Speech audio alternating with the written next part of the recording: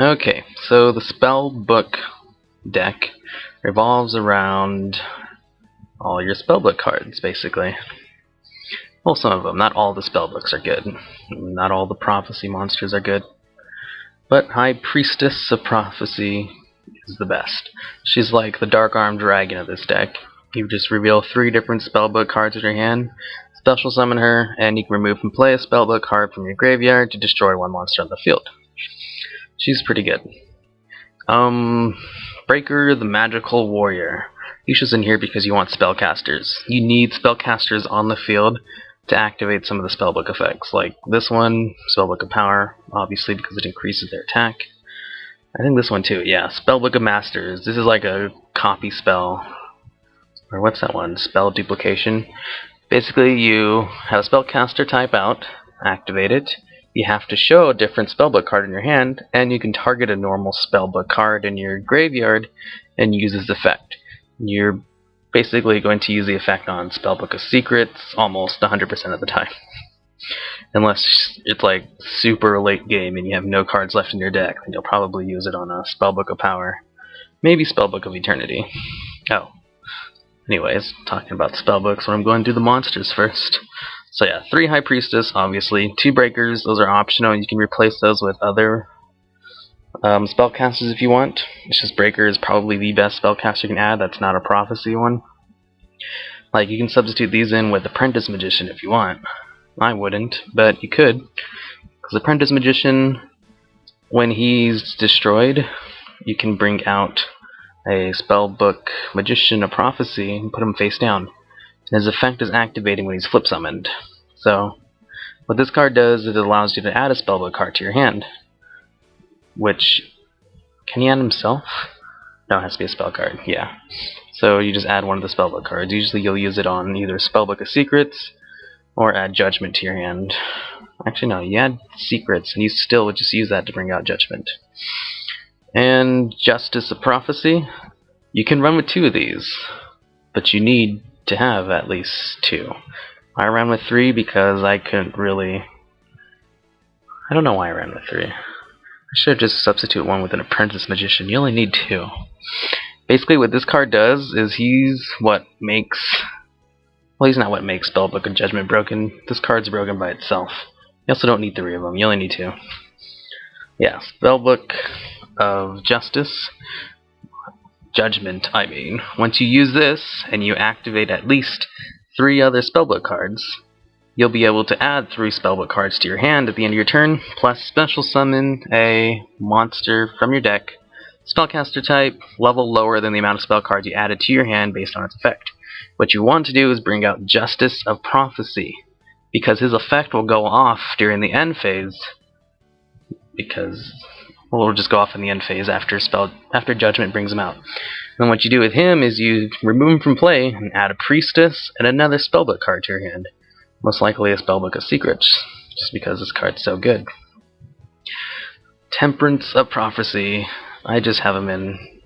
He's not really that great. What you can just do with him is use him to bring out a Priestess, but you can't special summon other level 5 or higher monsters during that turn. Which means you can XYZ summon.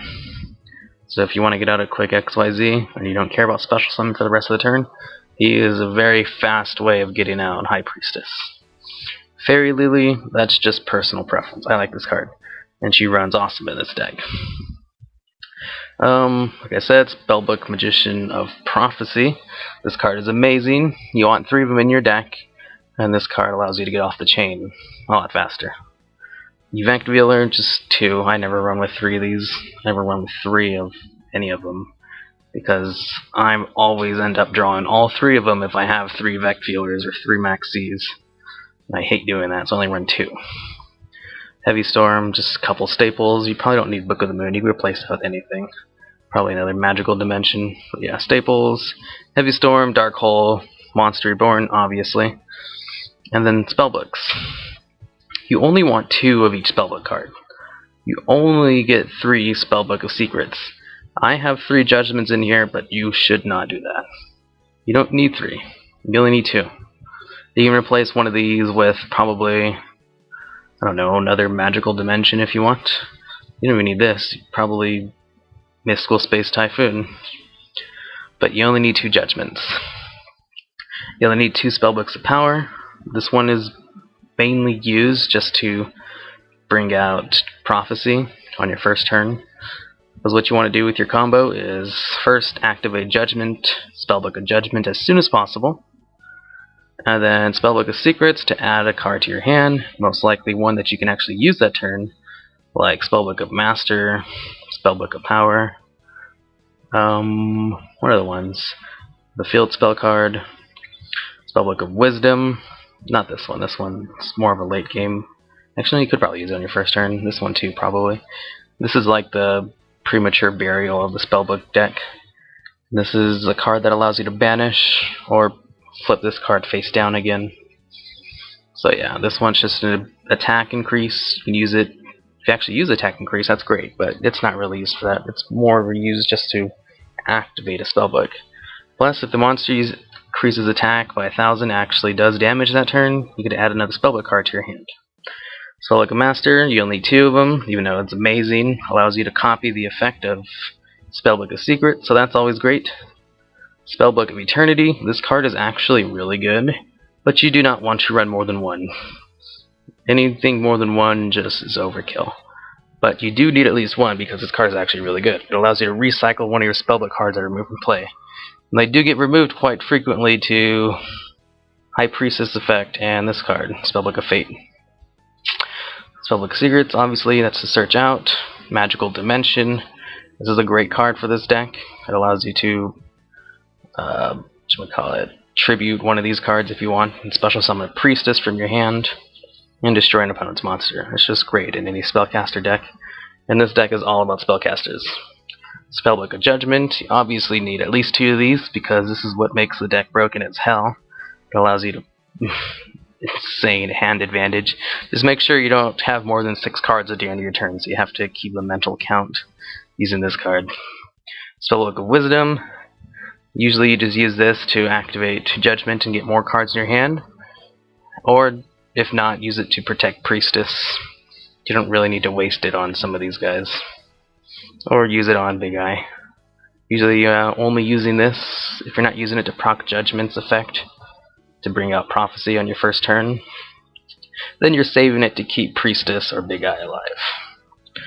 Spellbook of Fate has 3 different effects. You rarely ever use the first one. You're most likely going to be using the second one, which allows you to remove 2 Spellbook cards from your graveyard, and you can flip a card face down, flip this guy down, flip him back up, so you can add another Spellbook card to your hand, or use this third effect, where you remove 3 Spellbook cards, and you can banish a card on the field, which is just pretty good itself, plus it's quick play. Spellbook of Life, you use this to grab High Priestess from your graveyard. This card is really weird to use. First of all, you need to have at least 2 spellcasters in your graveyard.